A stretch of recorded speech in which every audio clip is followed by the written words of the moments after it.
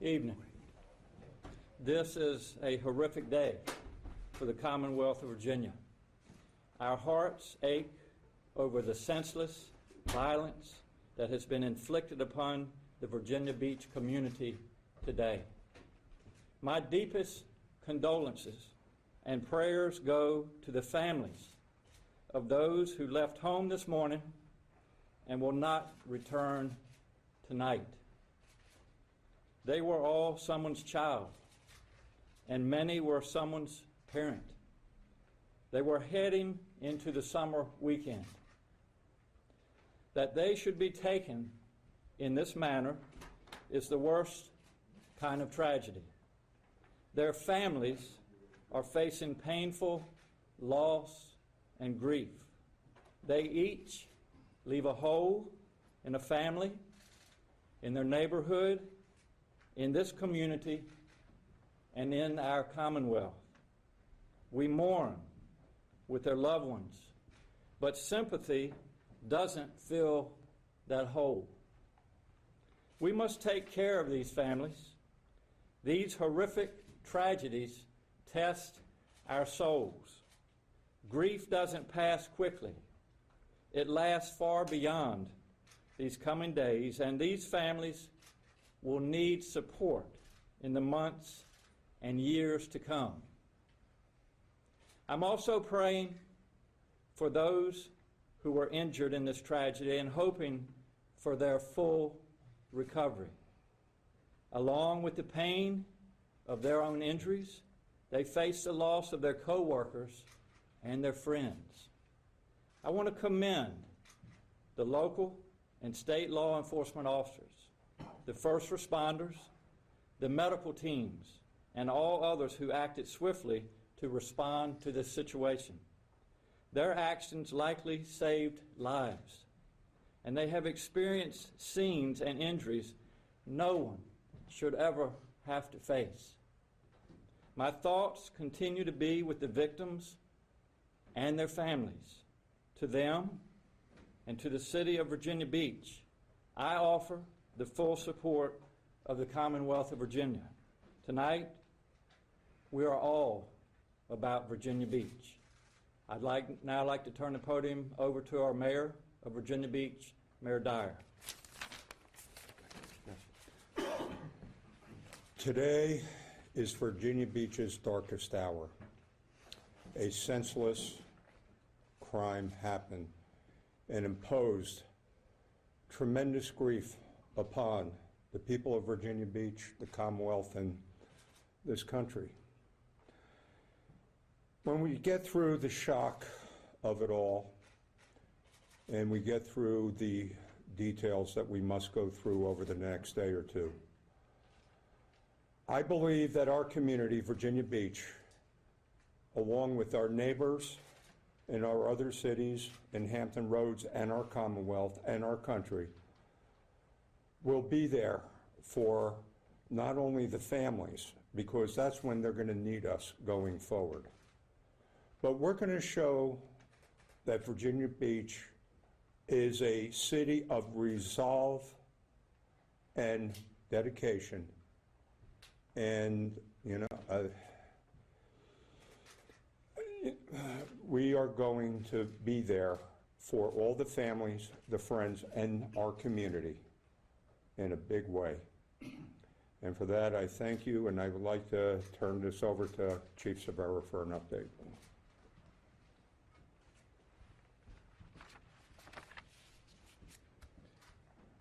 As I said earlier this evening, as we are able to gather more information, we will give that information out. So this is the additional information that I have at this time.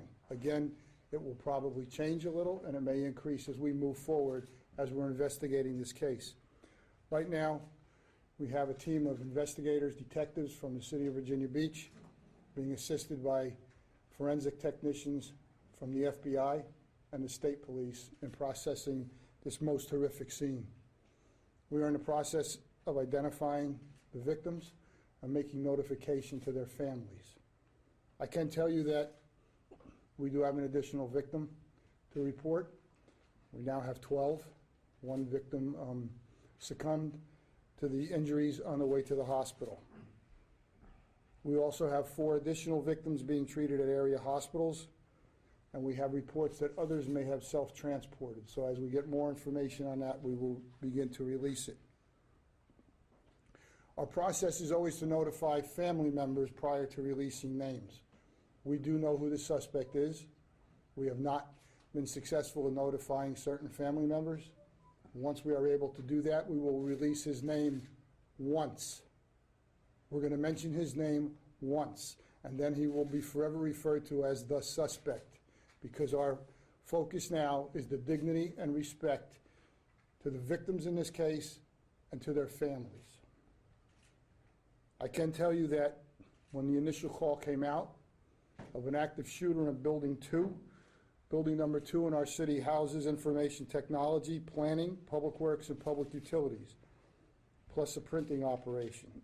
This building has the potential of having over 400 city workers at one time or other in the building. When the original call came out, immediately 4 officers responded. 2 are seasoned veteran supervisors from the Detective Bureau, and we have 2 canine handlers who are assigned to our Special Operations Unit. They immediately made entry into the building. Due to the sound of gunfire, they were able to locate the floor in which the suspect was committing his carnage.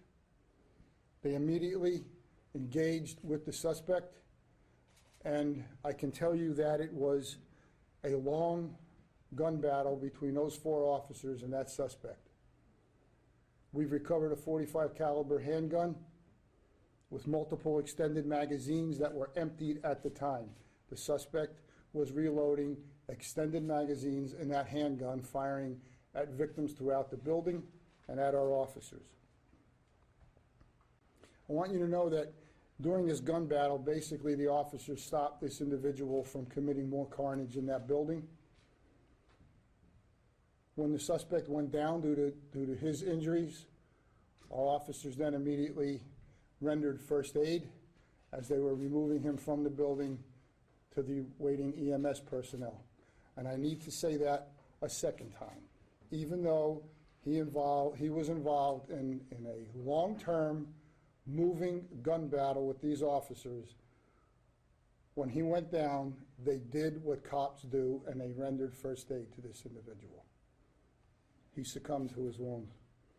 We have found victims on all 3 floors of the building, as well as one victim who was outside in a vehicle. Right now, as many as 90 people have sought support from the Family Assistance Center.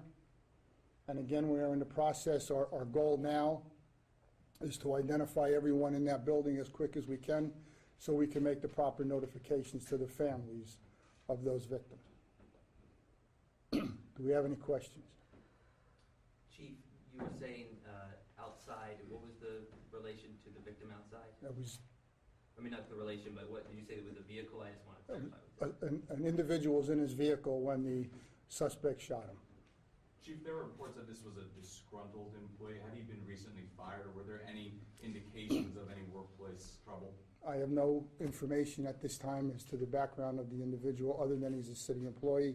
Again, as we work through all of this, we'll be able to give more information at a later And he time. was current up until the shooting? That's correct. Chief, I want to make sure I understand what you're saying. So he started shooting victims outside before entering the building?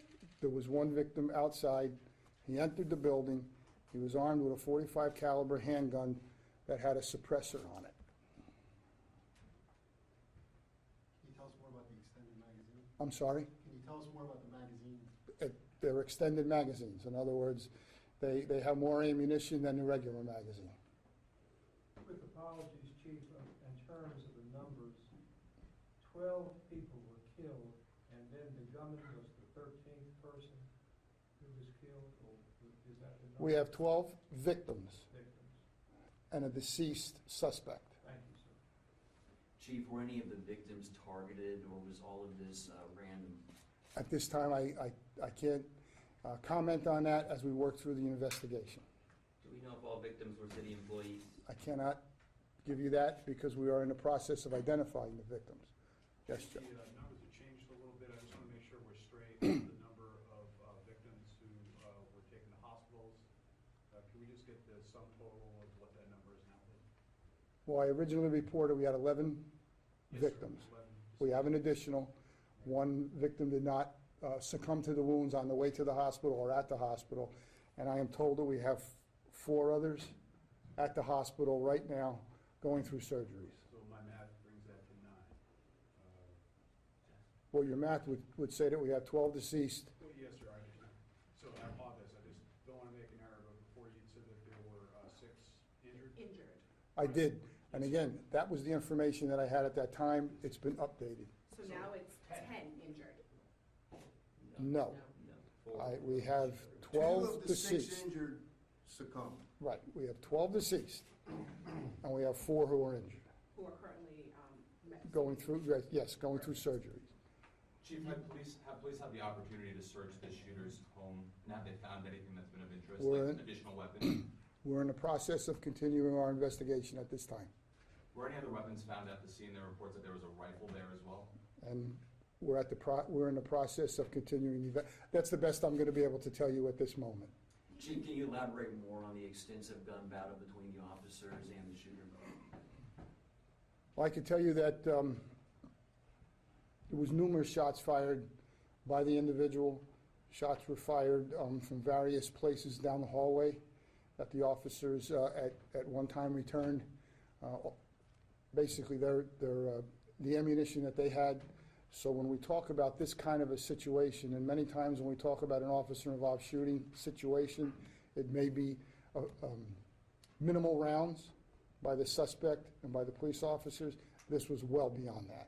This was a long-term, but the best I could describe it is it was a long-term gun battle for police officers. Can you put into a timeline how long? I can't. I can't give you seconds and minutes because we don't have a stopwatch when we're engaged in this. Do you know the time of the suspect's death? I'm sorry? Do you know what time the suspect died? Shortly after we entered the building and confronted him. So the call came out at right after 4 p.m., so it will be somewhere after that. We don't have the exact time right now. Can you tell us about security around these government buildings? How many police there are normally there, and are people allowed to enter these buildings with weapons? The individual in question is an employee. He has access to the building. He came in with a weapon today. So he would not have been checked or? No, he would not have been. Chief, was any of the officers injured? One officer did sustain a wound during the gun battle. Fortunately, his bulletproof vest basically saved his life. And he was attended to at the scene, but then we then brought him to the hospital afterwards to make sure that everything is okay with the officer.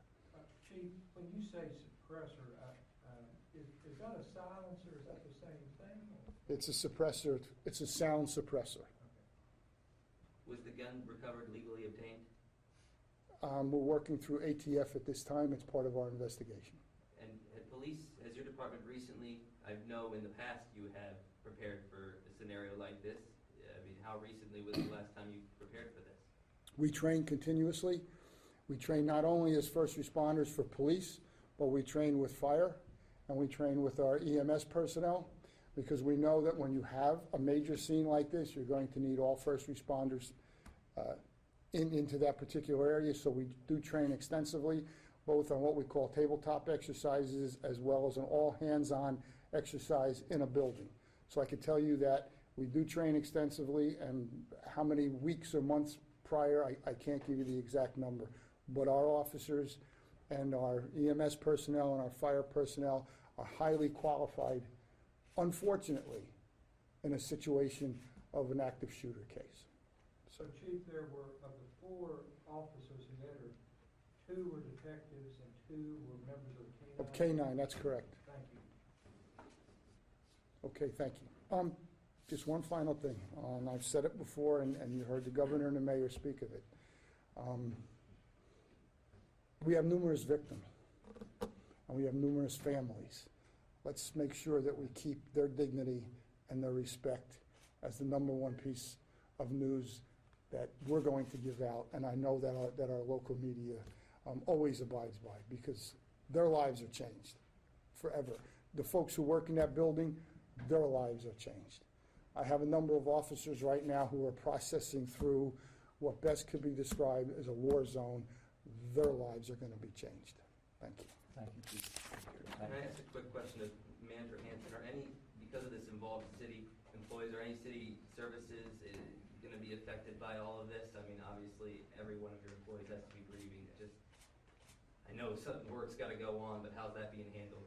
We're working through that. We'll have more information for you tomorrow. Is We there will a be back here tomorrow for a morning briefing, time? 9:30. Okay. If it changes, we'll let you know.